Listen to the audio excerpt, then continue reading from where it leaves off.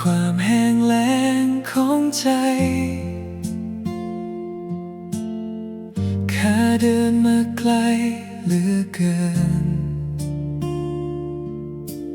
มือที่แตกเพราะรอฝนตายังมองหาเพียงเงาแต่พระองค์ตรัสเรียกเบาๆให้เข้ามาใกล้กว่านี้ให้ชูถ้วยที่ว่างเปล่าแล้วรับชีวิตจากมือพระองค์น้ำพูนในตัวเขาพลุ่งขึ้นถึงชีวิตนิรันดร์คนที่ดื่มจะไม่กระหายน้ำที่พระองค์ให้กลายเป็นบ่อน้ำพุในใจพลุ่งขึ้นถึงชีวิตนิรันดร์เมื่อข้าแตะปลายน้ำพระกรุณาแผลเก่าก็เริ่มคลาย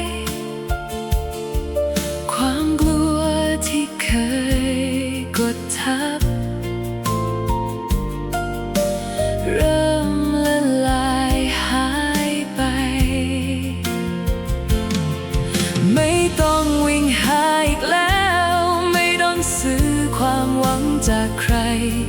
เพียงเปิดใจรับพระองค์แล้วแสงใหม่จะไหลเข้ามาน้ำพุในตัวเขาพลุ่งขึ้นถึงชีวิตนิรันดร์คนที่ดื่มจะไม่กระหายน้ำที่พระองค์ให้กลายเป็นบ่อน้ำพุในใจพลุ่งขึ้นถึงชีวิตนิรันดร์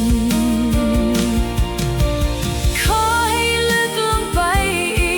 กให้รักนั้นไหลไม่หยุด